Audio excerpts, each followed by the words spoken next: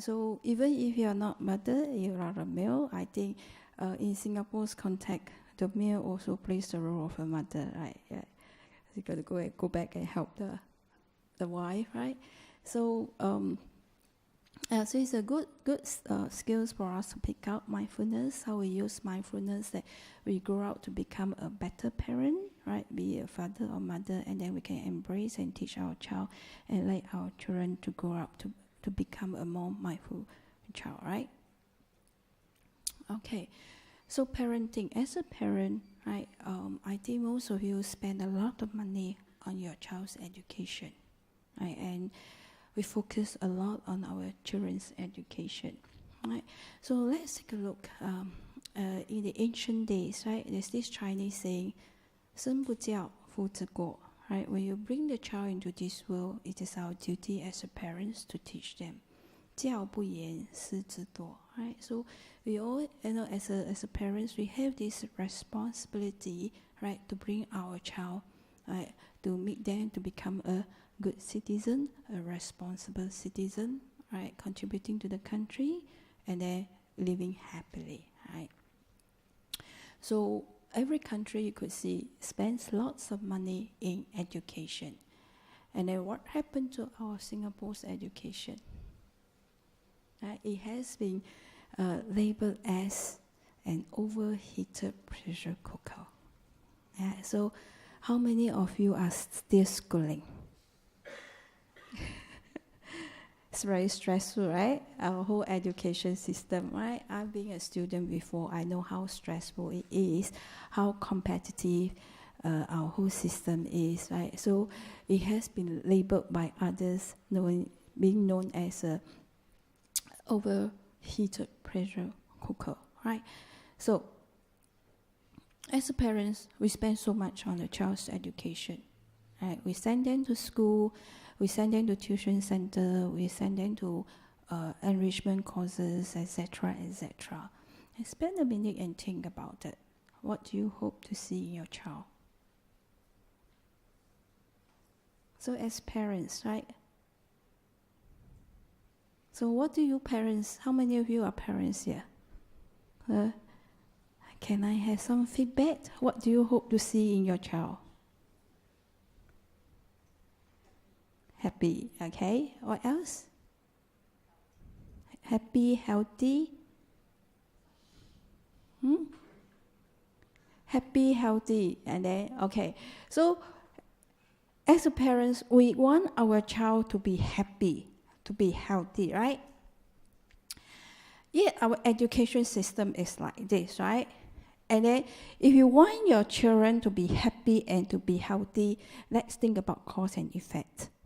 Okay, what do you need to put in to bring about that effect of healthy and happy? And when we talk about healthy, I think apart from physical health, we also need to think about mental health. Right? No point your child is physically very healthy but mentally very ill. Yeah, we focus a lot on physical health, but I think we have neglected the spiritual health and then also the mental health. Okay, so as a parents, think about how much money you spend on your child to develop your child's mental health. Not much, right? So we send our children to school. What did the school teach our children? English, math, science competition, very competitive. And then outside of the school, we send our children to tuition center. Again, English, math, science. And then we send our children to enrichment centers, enrichment courses. Again, is these courses going to bring them mental happiness? So you're spending so much, but you're not getting what you want. Yeah? So there is something very lacking in our whole education system, and then in the way we educate our children. And then we very naively thought that education, okay, what does education actually mean? Just to send them to school? And just to send them to tuition centers? And then automatically our children will grow up to be mentally healthy, happy, respectful, responsible. My mother is not educated, but my mother is a great teacher. She gave me the best education. Just to quote you an example, my father passed away when I was in primary 3. Okay, so it was my eldest brother who brought us up, right? And then my family sell charcoal. Right? In the old days, we used charcoal as a fuel.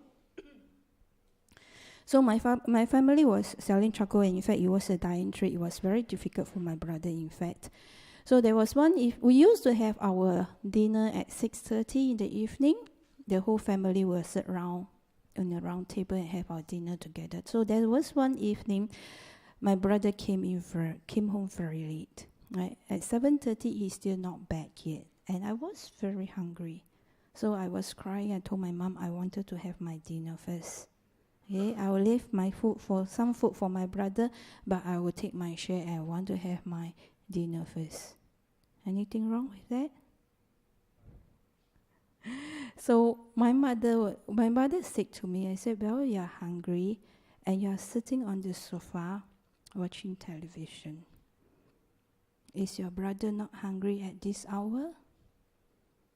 I'm sure he's hungry, but even though he's hungry, what is he doing now? He's selling charcoal, he's doing the delivery, so that we have money for our dinner, so that you have money to pay your school fees. So from that day onwards, when my brother not home, I will never take my dinner. This is how my mother taught me about how do I respect my brother. Right? Your brother is taking care of you. That's how you show your respect, and not just say, oh, I respect, through action. Yeah, so we really got to think about, what do you mean by education? I think a lot of us very naively, when we talk about education, is sending our children to school. And then we are sending our children to tuition centers. Right? So education has turned out to become a commodity. Yeah? So when you talk about education, I think 教育是培养出来的。You have to be with your child. And then 当下的教育 at that very particular moment is the best education. But we throw everything into the classroom. We are so used to the chalk and board and must have a proper structured lesson. Yeah? But the day-to-day interaction, what we encounter, that is very important. And we neglected that. So we have to take education. Education has turned very much into a commodity. Right? It's a huge business now. Yeah? There are so many colleges setting out, so many universities setting out, and then parents are spending so much money. But do we really get what we want? We want our children to be happy. Right? So, education has turned to become skills and knowledge. We want our children to do accounting. We want our children to become engineers, become doctors. But what about our values? Right? Becoming a good human being. Right. So essentially, actually, there are two types of education: outer and inner. Right? When you talk about outer education, it means like achievement in science, medicine, mathematics, technology. Right? We have done very well in that area, no doubt. And that is important. Right? Our country need to survive, right? Need to be competitive. We need that. But we also need to take care of the inner values. Right? Cultivating the heart, turning our heart to become good, all right? Develop this social and emotional intelligence, right? And this part is very lacking in our whole education system, in our home, in our whole society. So many educators begin to realize there is an imbalance, be it in the West or in the East, right? And I think in United States, in Europe, it's more severe. They can see that sort of problem, right? They are not happy with the teacher, they can bang, right? Fight with the teachers, right? So they begin to realize that, okay, something is lacking, something is not getting quite right, and we need to do something about it. And they realize there is an imbalance. So actually in the West, there's a lot of research being done in bringing mindfulness into the education system. All right?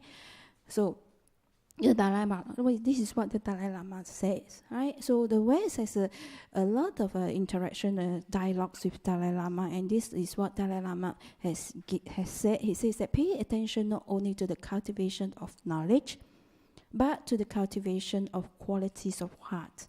So that at the end of the education, not only you be knowledgeable, but also you'll be a warm-hearted and compassionate person. And I think that is very important. Knowledge is a double-edged sword. If we do not have a kind, compassionate heart, if you do not use your knowledge wisely, it could be more of a harm than good. Yeah, so we need to build that foundation. I think in the old days, before you learn anything, they teach you about moral values first.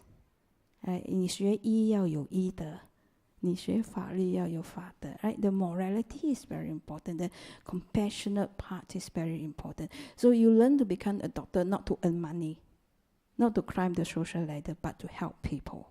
Right? But in modern days, is everything consumerist. It becomes a commodity, right? Money making. So they now they are taking more and more focus on mindfulness, being mindful. What do we really want at the end of the day, right? What do we really want to see, hope to see in our next generation, right? So what should we be doing in our whole education, right? So in the West, there's a lot of this mindfulness program. They got this mindful school, they got this inner keep programs, etc., etc. If you go and Google, you can find many of them, right? They got different schools, and there are many books being published, mindful teaching and mindfulness, right? And they got this Goody Horn, very popular celebrity side. He came out with this book, 10 mindful minutes, and they have this book by Susan Kaiser, right? The Mindful Child, right? There are many books coming out, and a part of that, they are doing a lot of research, right? Is there a science in mindfulness, right? So the top universities in school, like Oxford, right? They have set up a Oxford Mindfulness Center, and Stanford University, they got this CCARE, right? Center for Compassion, Altruism Research and Education. Then UCLA also have this Mindfulness Awareness Research Center. So very seriously, the academia are looking into mindfulness now, all right? There is a science in it, right? And then there's also many conferences going on, right? How do we help our children, right, to grow up to become a better child, right? So that is what happened in the West, right? Europe and America. What about our own Singapore context, right? So there's also somebody doing a research on bringing mindfulness to our mainstream education. So there's this program being run known as Mindfulness and Loving Kindness in Education, in short, MILK, right? So there was a pilot trial study in Singapore focusing on primary 4 students, right? So today, just to share with you what happened, and then so first, why did I went ahead to do such a research, right? So years back when I was in Sagaramudra Buddhist Society, I was taking care of the children's class. So there was one occasion I brought the children out for excursion. I was supposed to see an exhibition, and we were there early, so I let the children play in the playground. Then after playing the playground, they become very hyperactive. So can you imagine when they enter the exhibition hall, what is it like? We have a very good tour guide, who is trying very hard to catch hold of the attention of the kids. But because the mind is simply too active, so I was there. I said, oh no. Okay, so I told the tour guide, I said, okay, can you give me 5 minutes? So I told the kids, I said, hey, boys and girls, your mind is simply being too active, right? You need to calm your mind now, okay? So let's sit for 5 minutes. So in just a split of a second, it quiet down. It was a big bang to me. I sit there and said, wow, I say, how wonderful if we could bring this into the classroom. It will definitely help our kids to study better. It will definitely help our teachers to teach better. And then when I look at how our teacher teach the children when the children are naughty, keep quiet. And then you're fighting. In fact, the voice of fighting, right? The teacher and the children actually are fighting. And I find that, hey, that is very unfair to the children, right? Because the teacher is using his or her authority to suppress. You're not solving the problem, you're just suppressing it. Keep quiet, sit down, But you're not teaching the child how to focus. We are not giving the children the techniques. Like the mind is so important, but the whole education system do not spend time on understanding the mind and training the mind. So when the child get very hyperactive, the teacher just scream at them and punish them. And of course, it makes the child very unhappy. The whole school life is so boring and unhappy. Yeah? So I begin to think, right, what roles does mindfulness play? Right? And what roles does loving kindness play in education? Can we bring that into education? Right. So in fact, in 2001, I left Singapore. I went to Australia. I did a Bachelor of Education, Arts in Education. Right. That was in 2001. I have that idea. Right. That incident happened in 1997. So 2001, so I said, I want to do a Bachelor of Education. I want to do things like this. I went to Australia, and then nobody understood what I'm saying. It's still the condition is still not right until 2 or 3 years back, when mindfulness begins to become very, very popular.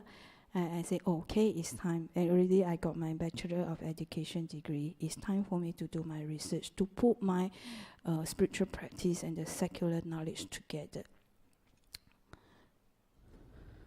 So I did this program, right, with the objective is to explore what is the effects or impact of mindfulness on our school children. Be it academically, be it the character development, right?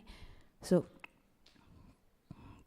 certainly if we want to do a research, we talk about scientific research. So is there a science in mindfulness? Right? How do we do research in mindfulness? How do we convince, right? Right.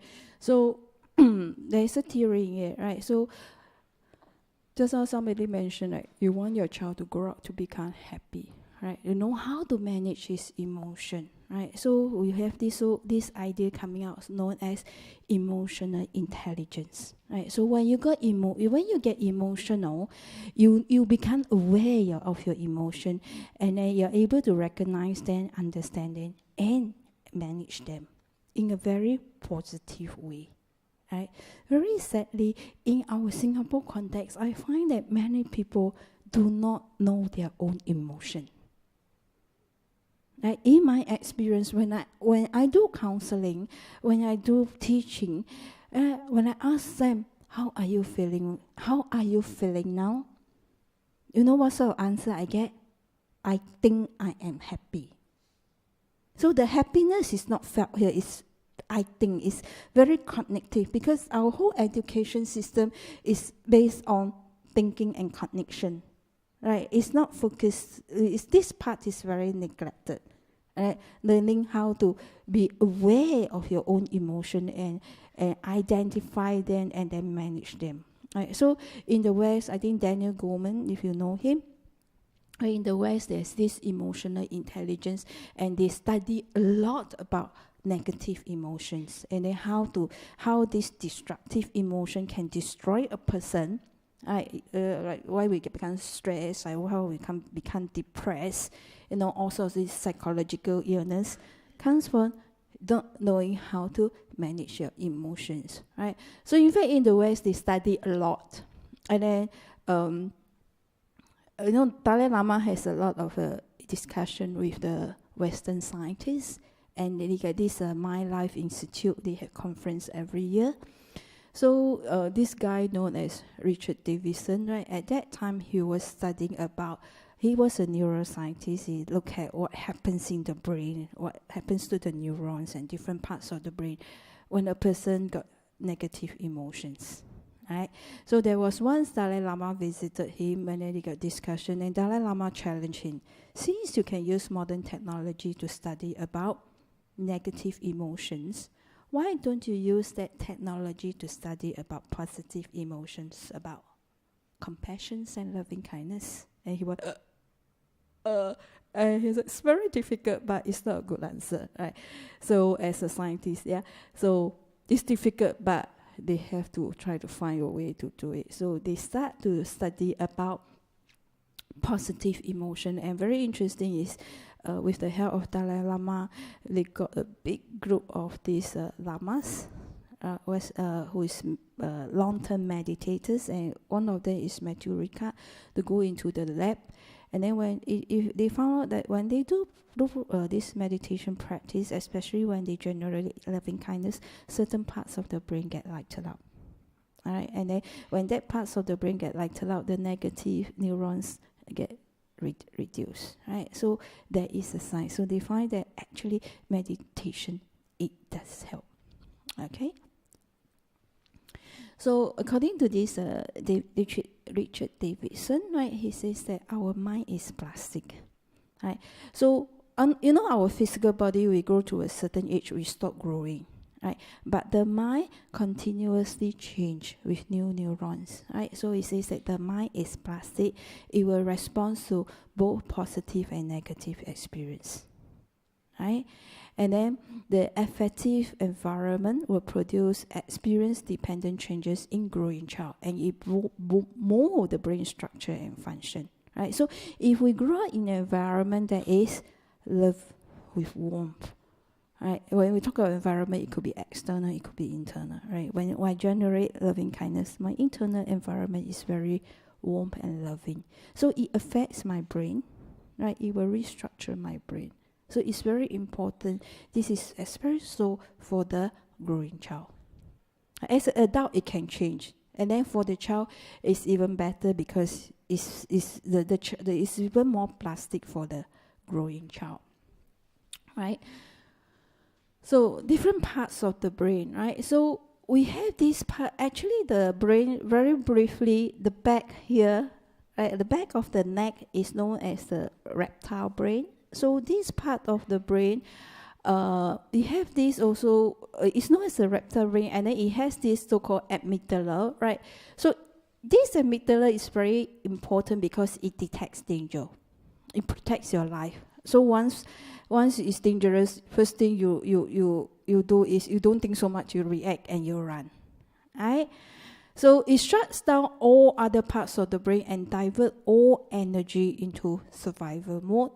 But then at this time, the hormones will flood, and these are negative hormones, right?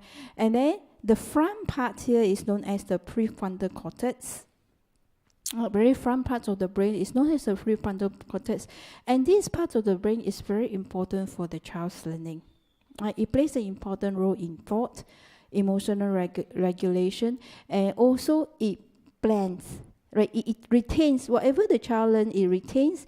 It analyzes, it plans, we need this prefrontal cortex, right? So when the child, when you are stressful, you feel that here very tensed up, right? Your neck. So this is the part, that part of the brain is known as the reptile brain, and this part is known as the prefrontal cortex. And then in between, there's this known as the limbic brain. And that parts to the emotional regulation. So when you meditate, when your mind comes down, the limbic brain begins to communicate with the prefrontal cortex. Then you come up with idea. I know what to do now. Yeah, so you need to calm down. The calming down is very important. If you're not, you get very stressful. Straight away, it goes to the reptile brain, and then you fight. So what happens is our children get very stressful now. So it activates that part of the brain whereby there is no actual danger is. Okay, when there is no danger, it's just test only. But the child gets so stressful, it activates that parts of the brain. Yeah, and then it secretes a lot of negative, the bad hormones. Right? So research has found that there is a correlation between the practice of loving kindness or compassion and the prefrontal cortex. So loving kindness meditation actually reduces the negative aspect and increase the positive aspect. Right? It will secrete positive hormones, right? And then make your mind, structure your mind in a more positive way. So then the question the scientists will ask is, can loving kindness be trained? There's no question on our part as a Buddhist, we know, we practice it, right? But when you bring that into the academic field, you find that, well, that's religion, that's spiritual, right? It's something very fluffy. And then some would think that, oh, that person by nature, he's very kind. But for us, no, it can be trained. Right? So research has shown that loving kindness and compassion are skills that can be trained, and that we should take opportunity to provide such training for our children. Right? Because it's going to affect their growth, right? So this sort of loving kindness training, right? It will shape the child's brain. It will create positive changes that sets the foundation for future learning. It helps in emotional regulation and social functioning. Right? Okay, let's take a look. Right? After listening so much to what I said, I took a few pictures of what we did in the program. So that was in the morning when the child came in. They arranged the shoe nicely and entered the meditation room. This is what happened in the classroom.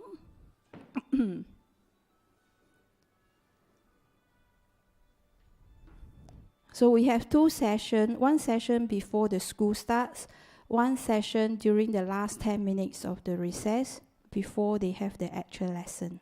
So this is in the morning, 7 to 7:20 a.m. in the morning. They're sitting in the room. And this is where they sit in the circle. I get them to learn loving kindness meditation and sending well wishes to each other.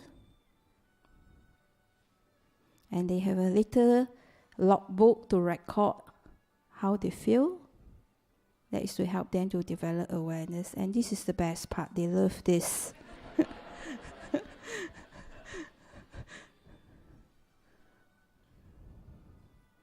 There's a mindful stretching, being aware of the body sensation. This is also another mindful stretching. We do the starfish stretch and get them aware of the body sensation.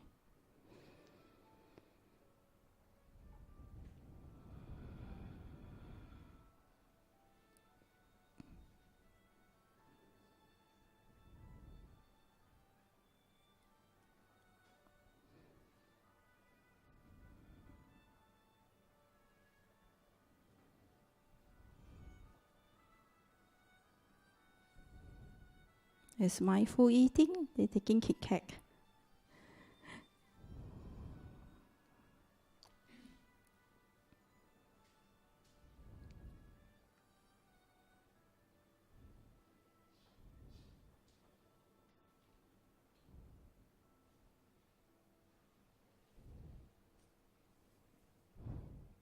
Okay, then we have a celebration. One of the parents came to join us.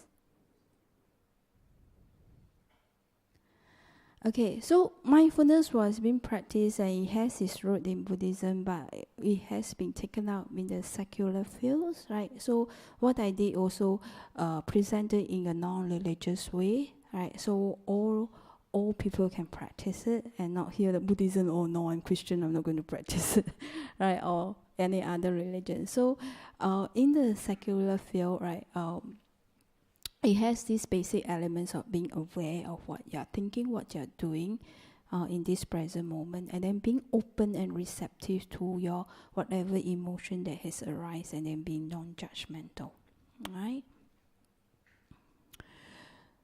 So in the practice of this loving kindness, is it help the child to cultivate a deep sense of love towards self and then extend to others, right?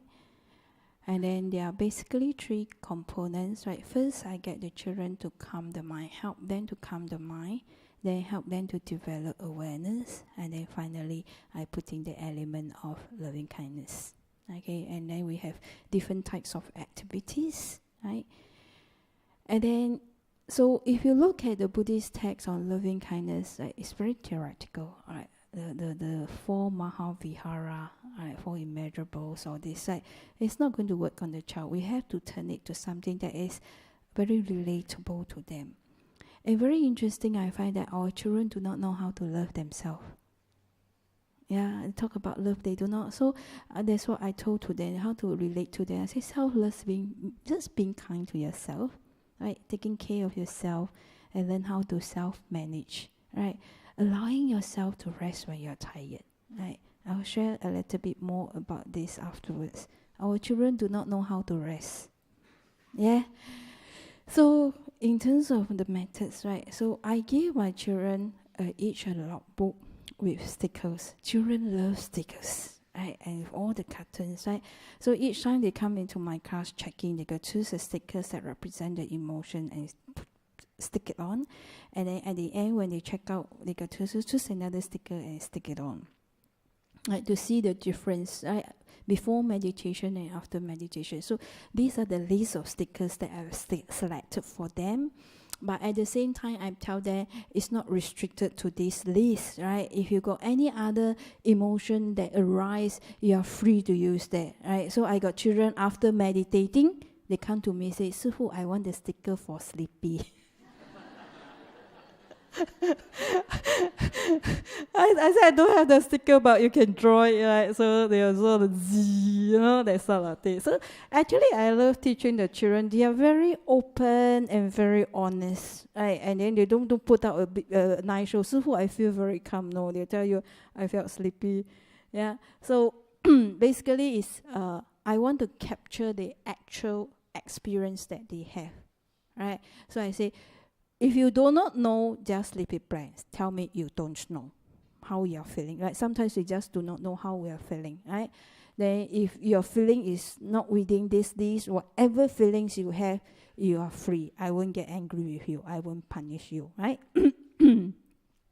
So at the end of the program, right, I collected the stickers and then I calculate them, like for 8 weeks. It's an 8 weeks program, but actually it's only 7 weeks. The last week we have celebration. So here you could see, right? So when they come in calm, check in calm, check out, it goes up. That is a very obvious one, right? So it goes up tremendously. You can find that immediately after meditation, the children feel calm, right? So this is what they choose. Like of all the stickers they have, they choose the stickers, right? And then in terms of the negative emotion, you see the highest that stands up is worry and lousy, right? And then after meditating, it drops. Yeah, and this part is interesting, right? It says that they come in quite happily. Right? They like coming into my class actually, right? They are quite happy. They come in, right? But then after that, they don't feel happy, but that doesn't mean that they are not happy. Most of the stickers comes to the calm, right? So this one will track. How you read this chart, right? So when they check in calm, they check out calm, 8. So total that come in with calmness, 43. Total that check out with calmness, you got 186. So you could see that. So they come in with happy, then they come out, they check out with calm, 53. They check in with excitement, very excited.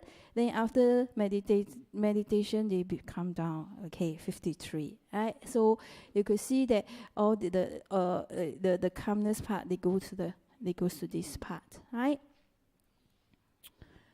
Okay. So in terms of it does bring about the increase in positive modes and a decrease in negative modes, right? So when they check in, total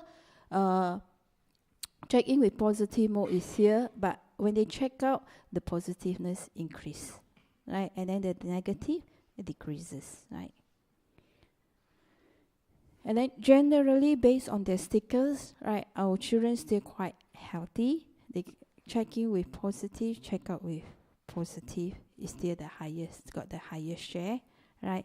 And then when they check in with negative, check out with positive, this is the second highest, right? And there are occasions where they come in with positive moods, but check out with negative moods, right? It is normal, right? Right, to have a few students like this. Okay, actually, from this whole, apart from the stickers, right, I also get the children to write down the narrative, right? Why do you feel worried?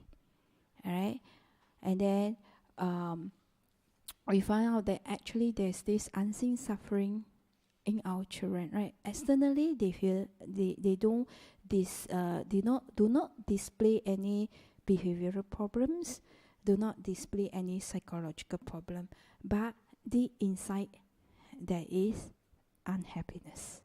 Right? You got to find it out, right? So through that sort of logbook, right?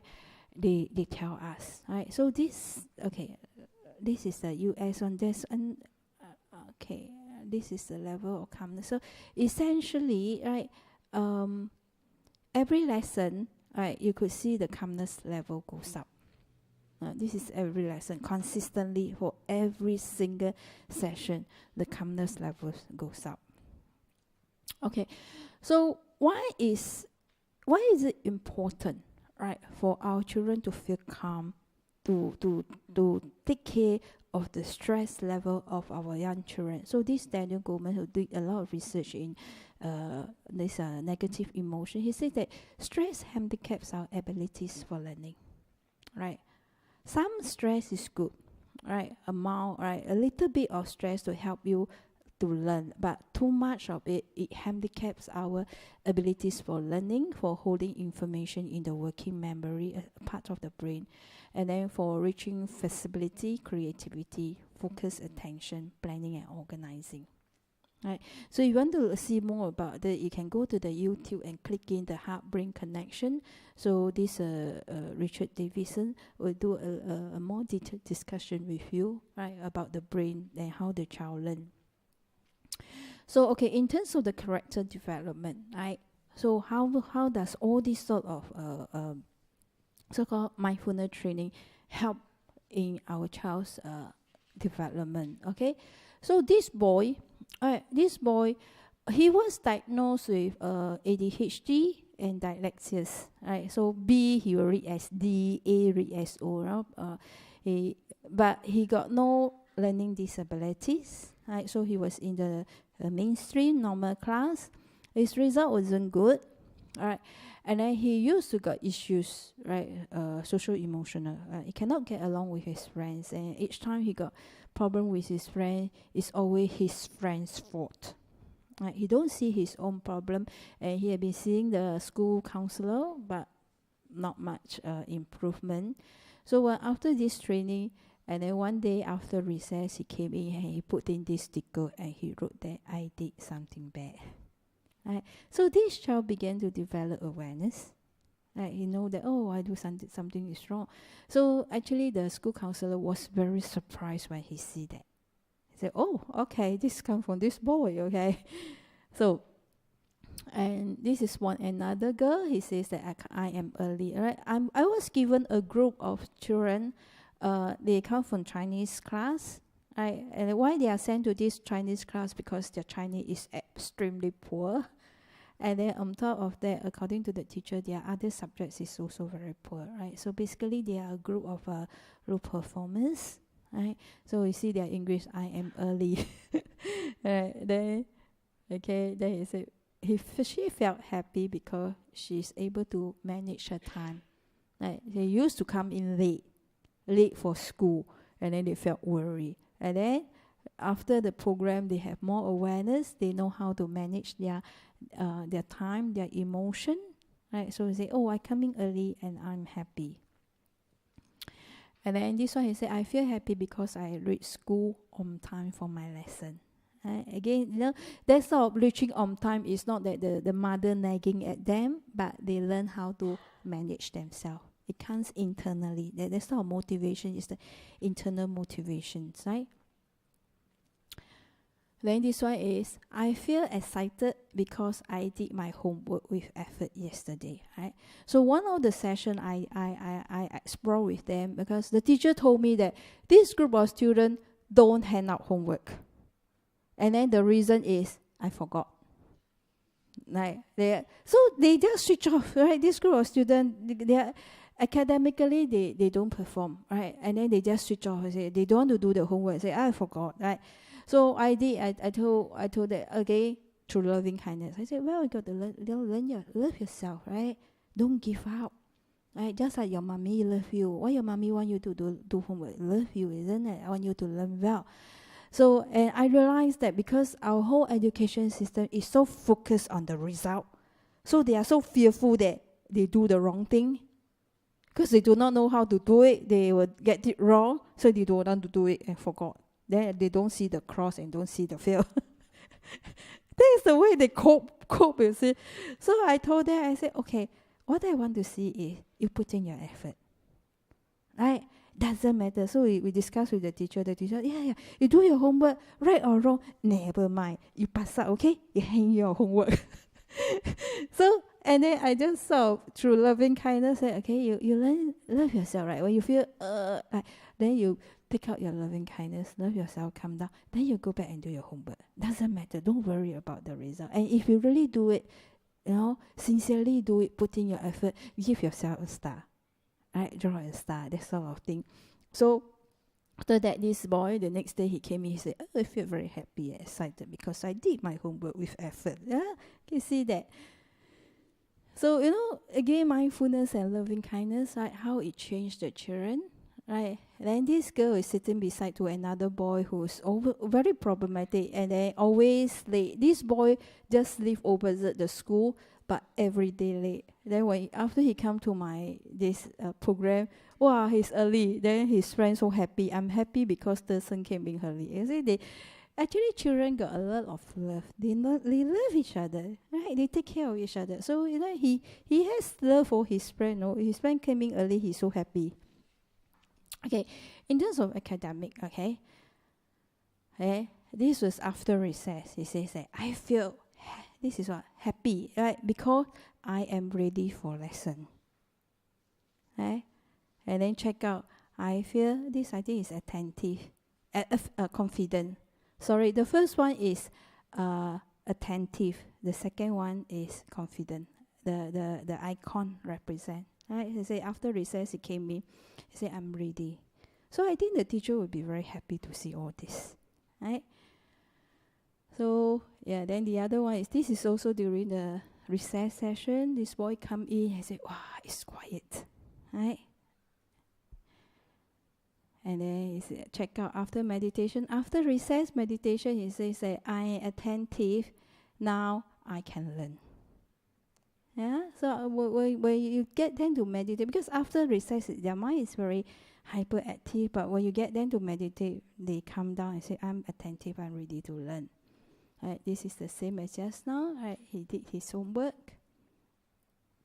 So he said, this one, he got this sticker means lousy. I'm feeling very lousy. I'm so tired. Then after meditation, he said, not so tired. Very direct. The kids, they are primary 4, very direct. They tell you. Right. And this one is so happy, say, I'm ready to learn new things. I'm feeling relaxed. Right? After meditation, he said, when he came in, he's very excited. Then he said, I feel relaxed. Then this icon represent calm. Right? He said, I'm attentive. This repeat. Okay, so that's the case of this boy. Very interesting. So just like I mentioned, this boy, he got ADHD and then got dyslexia, right?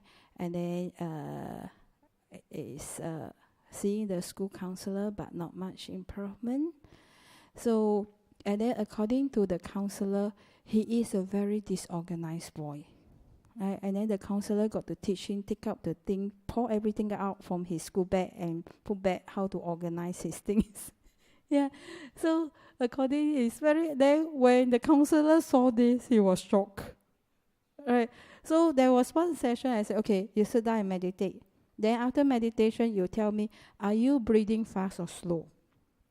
Right? So is your breathing deep or shallow? Then are you feeling tense or relaxed? And he's able, among all the students, I got 19 of them, he was the only one who is able to present me in a tabular form. Very organized, isn't it? I show you his classmate. This one only managed one. Are you breathing fast or slow? He managed 3 items. Yeah, this one managed only 1 item. This one managed all the items, but so messy. You see? But the counselor was shocked. I said, this come from DS. He said, wow.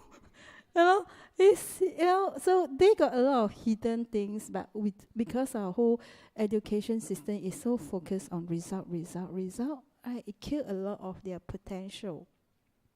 All right, this is for another boy's presentation. So comparatively, you can see that actually DS is not a stupid boy, Right, he's intelligent to get it organized and structured.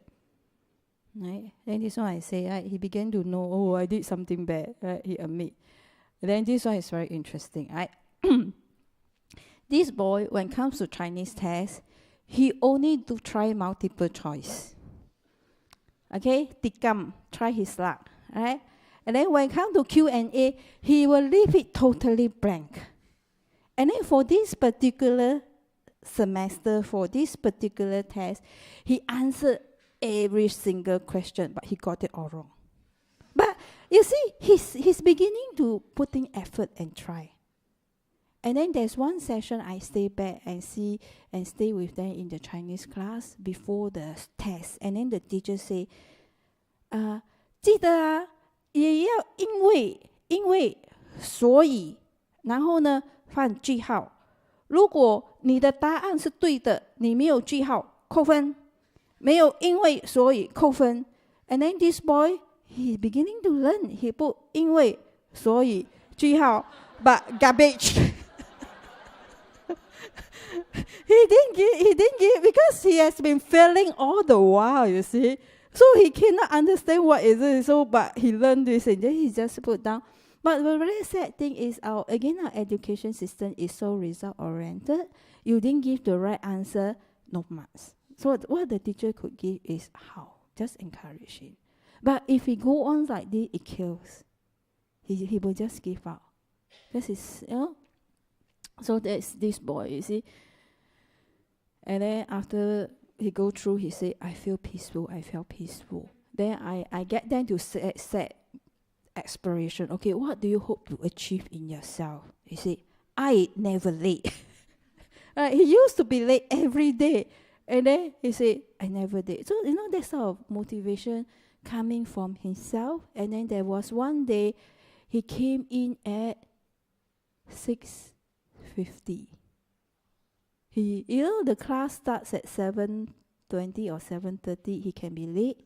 And then he comes to my class, it's 7 o'clock. Occasionally, he's late. And then there's one session, he came in at 6:50. Wow, very good. See? So, okay, and let me show you another one by this boy.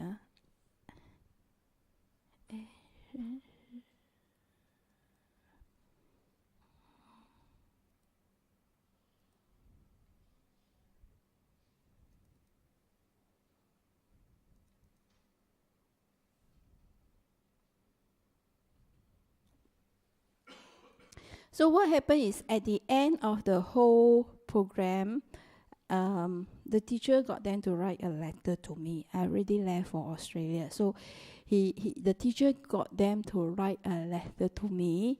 Then actually the letter is not compulsory. Right? It's free. Whether they want to write it or not is okay. And then they can present it in whatever way they wanted to present. Okay? So this boy DS, right? He don't write Chinese word at all. He never write Chinese word. I was so touched that he wrote the letter to me both in English and in Chinese. Okay? Then the teacher also get very surprised. This boy, never write Chinese words. Suddenly he can write a letter. Then we went to ask him, how you don't write Chinese word? How you manage all this? You know how he answer? 我问我妈妈咯，我不会写的字，我问妈妈。So he can speak. So he's making connection in his written and spoken literacy. He using his spoken literacy to help to find. 那不会的，我问妈妈咯，我要找字典咯。It's very touched. Right? So his Chinese is so poor, but he can write a perfect letter. 谢谢老师教我爱自己和放松自己，请回来教我。And then you look at his stroke, right? Very neat. Right. But when it comes to his Chinese lesson, he don't want to do it. Yeah. So come from this again, this boy, okay?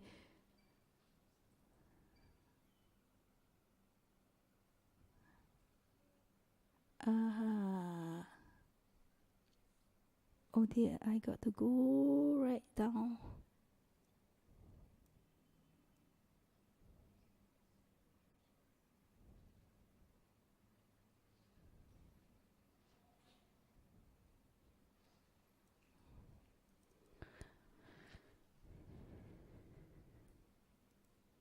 Okay, so now I just want to share a lot that actually among our children, there's a lot of hidden unhappiness among them. So sometimes they come into the class, they will show me the stickers, I'm worried.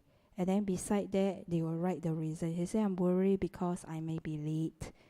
Because at the last 3 periods, I have Malay instrument exam. And then I just done my science test. So most of their worry comes from being late for school and come from test and exam, right? So according to this social family, I can't remember the government department, there's a report, right? So 36% of our children fear test and exam. More than they fear the parents dying. Which is very, very sad, isn't it? So that's what I'm saying. There's no real danger there, but they activate it.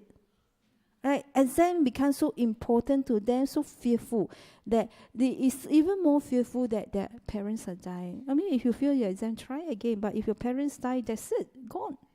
But they fear exam more than the parents or their guardians dying. So when I look at the report, I see this statistic. I got very, very sad, This is what happened to our children now, right? The exam has given them so much stress. So we know that excessive and sustained stress is very bad, right? It damages the architecture of the brain, right? So it affects their learning, it affects the well-being, it affects their behavior, it affects the overall health, right? So we really need to help our students, right? Our children to live healthily. Then the other one is don't know, right? And I tell the children, if you don't know how you're feeling, it's okay. Just tell me you don't know. But interestingly, they know they don't know. So when they put the sticker there, don't know, he said, I don't know how I feel now. I feel a bit tired. I don't know how I feel now because now I'm very tired and sleepy. So what does it show? Right? I do not know how I feel. I'm so tired. Right, simply don't know cause I'm tired. And I see different people, I'm tired. So you see that when they get very, very tired, they simply switch off their mind. and say, don't know. Okay, so again, it affects their learning. Right? So what does it show? What's the implication from that? Right? So it tells you that when our child becomes very tired, very stressful, it makes it difficult to develop a clear mindset, to help them to think clearly, to develop creativity. Yeah. So they simply shut off, and then they stop having fun. Right. So our child, do you think they will grow up to become happy? Right.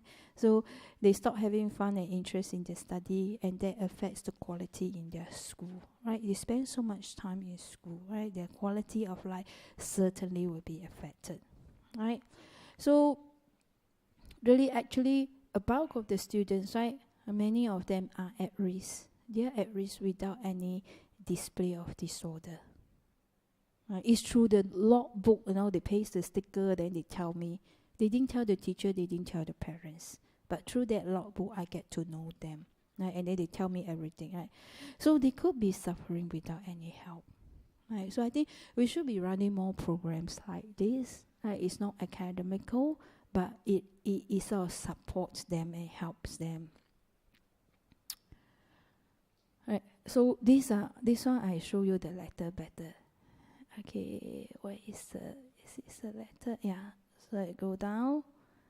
Okay. Very interesting. It's very interesting. You see, their handwriting is terrible, but then it's very interesting to read. It says that, "Dear Sifu, my full class has ended, but I would like to extend my more lesson because without it, I cannot concentrate." I cannot concentrate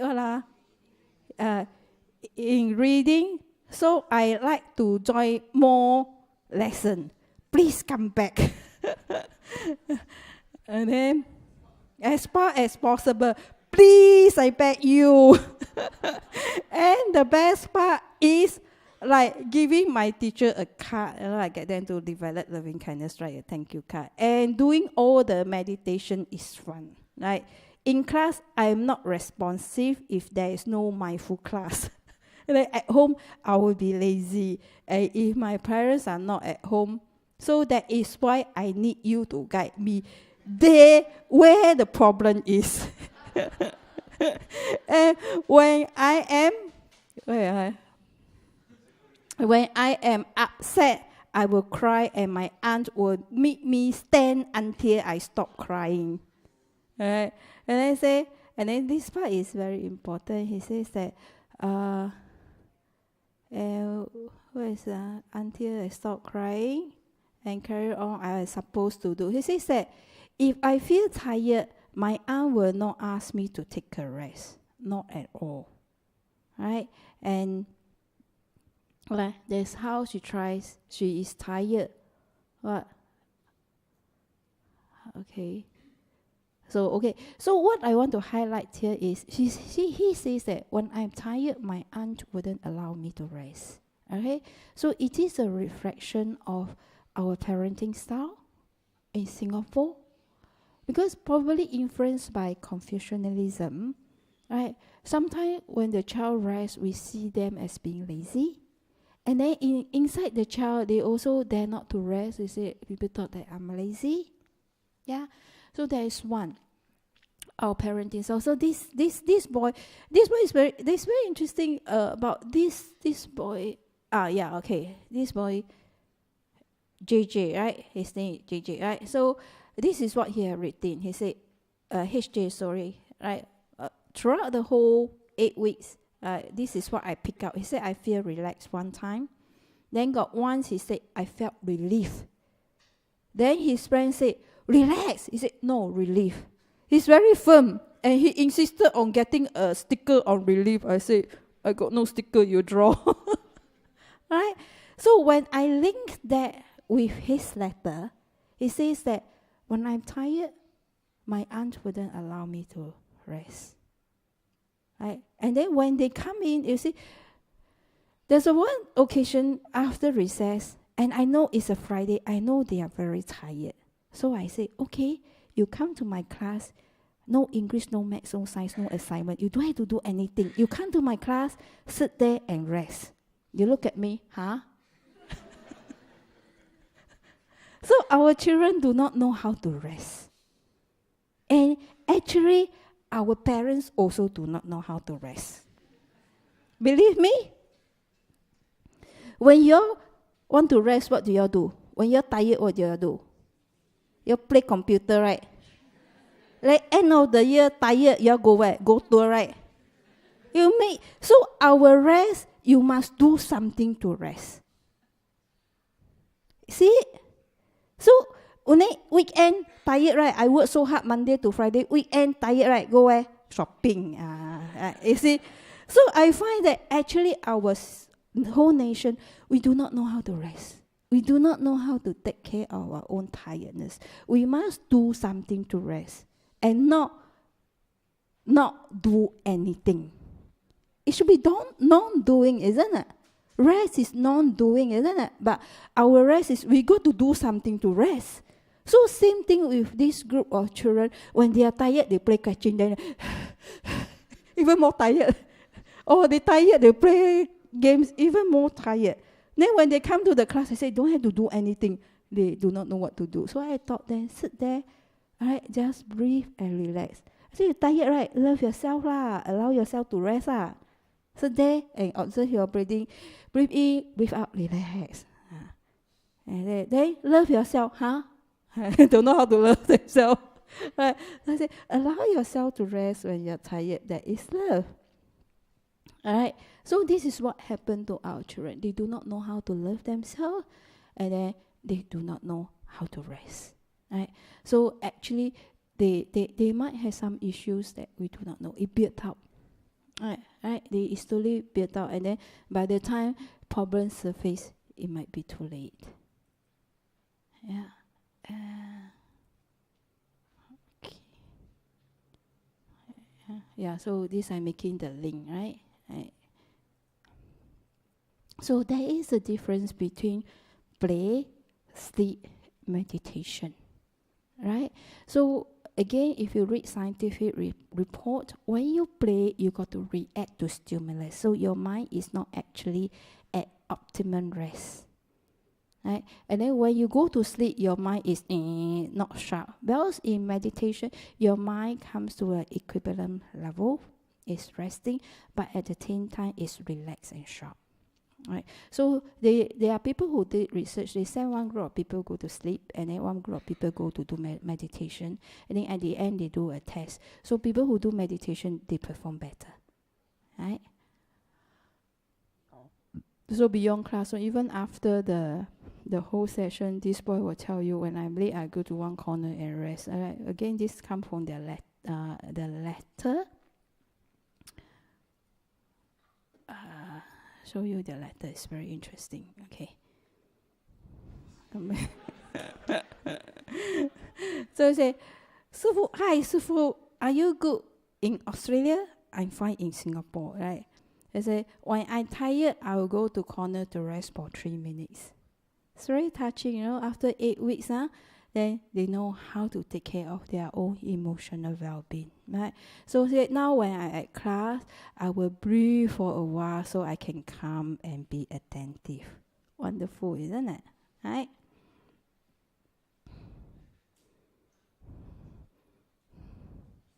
This one is also very interesting. He presented in a picture form, and then actually you can see that there is a clear. You see this arch, these two arch, there is a clear crossing over, and then when they cross over this part is very nurturing. You got the flower, got the watering, and you got the heart, yeah, loving kindness, and then he got Sifu there standing high up there. And then you know what this boy says? It says that this is a picture of we kicking our bad habits, okay? And then what is his? He know his bad habits, okay? And he says that, do not do homework, okay? Say bad words, I'm lazy. Right? They inside there actually there's a yearning, so we all wanted to be good. Right? It's just that, do we give them the skills? Do they know how to transform themselves? Right? So this boy, he know his problem. He want to cross over here. Yeah? This is very interesting teaching all these children, right? It's the best reward, right? And no money can buy all this. Yeah? Okay, so conclusion, right? There's a clear correlation between the milk program and emotional well-being, right? We should take the responsibility, right, to provide training to help our children, right, to shape their brain, to create a positive alteration. All right. So that's the end of my sharing. It's already 12:20. I'm sorry. So, is there any question from the ground? Shall we say sadhu 3 times? Sadhu, sadhu, sadhu. So, all right. Due to the running out of time, so we do a quick dedication of merits, right? To this one of your members, I think grandparents, right, is very very ill, right? Her name is Yang Ruixiang, Yang Suixiang. So maybe we could just sit very quietly, close your eyes, right, and then generate your loving kindness, right, to this lady known as Yang Suixiang, right, who is very very ill now, 84 years old, living in Medan. Right, so by sitting here this whole morning, right, listening to the talk, with the merits we accumulated, we'd like to dedicate to Madam Yang Suixiang, right, and may she have a speedy recovery, free from suffering, and may she be at ease.